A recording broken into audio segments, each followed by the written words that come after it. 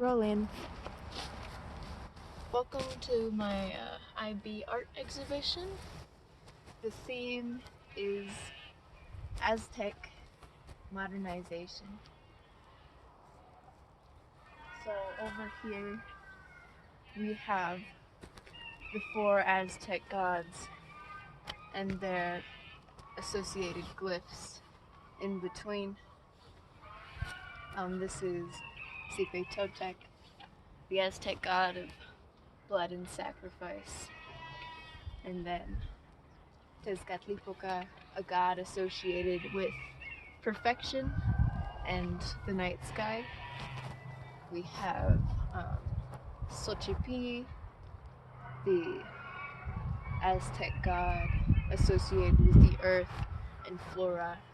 His name translated means the flower prince. And then down here we have Cipactli. She is not a god, more like a monster that roamed the 4th Aztec sun when the world was covered with water. Now right down here we have Mictlan, the Aztec underworld. You can see here along the can as it goes.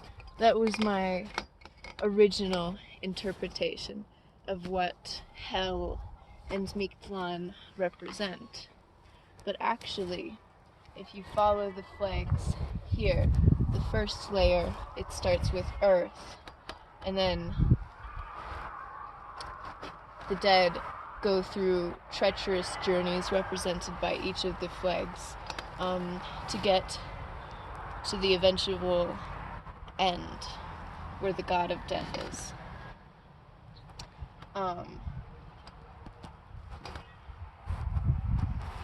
So this is all along an old ruined shed. I think it would be appropriate to go along with the Aztec, as now it is all ruins and just reflections of what it used to be as the Spanish burned it down.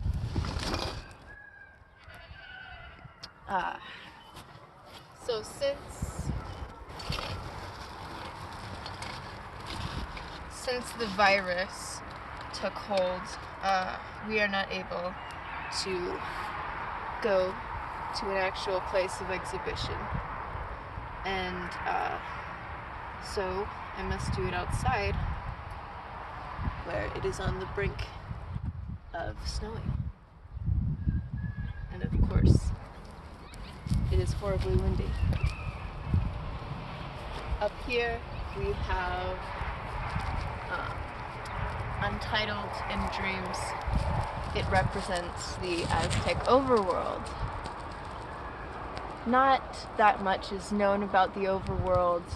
The peasants, Masehualtin, were always told that they do not get to go to the overworld. That is only for the Pipiltin, the Aztec rulers and nobles. Only they got to go to the Aztec overworld. It started getting pretty windy and it's now snowing. Yes. Wonderful. Wonderful. Oh.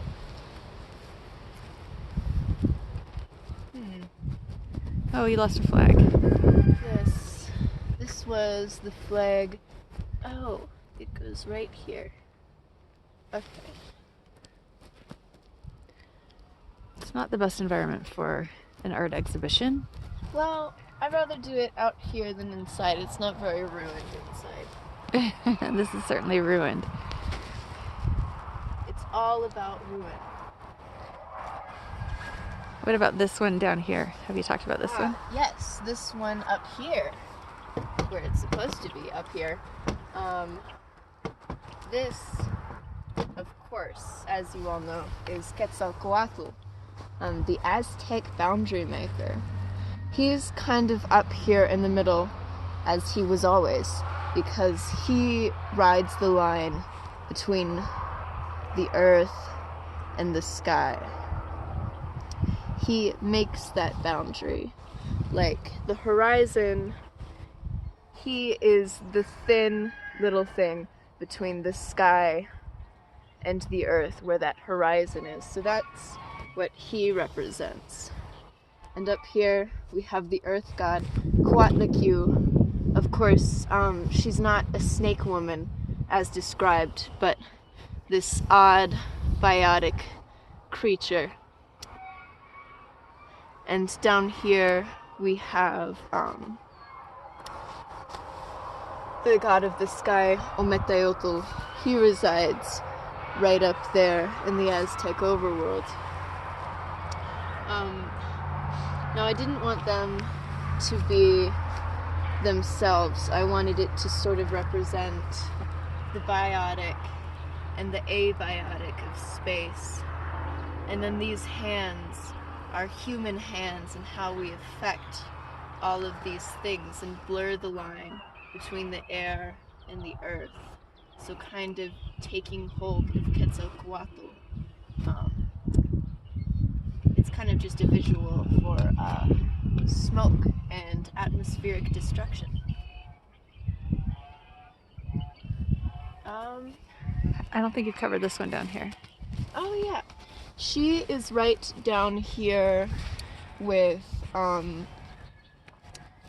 she's right down here with Mictlan, because as you can see, she is very dead. And since she was killed, you would expect a deity to go up there, but since she was killed by her brother Huitzilopochtli, she was slain by another deity, sort of, that's bad karma. So now she is down here in Mictlan with the unburning incense. And Cipactli is also down here. This monster was slain by Tezcatlipoca before the age of the fifth sun, which is now. And what the Aztec described is the fifth sun ending in an earthquake. Well, we'll see. The shed kind of looks like it's been through an earthquake. Yes, it does. Yeah. And then these gods, they're just up here in the living realm. The only thing that isn't a god or, you know, a place where they reside is this piece. It's sort of just a unifying piece that didn't start out that way.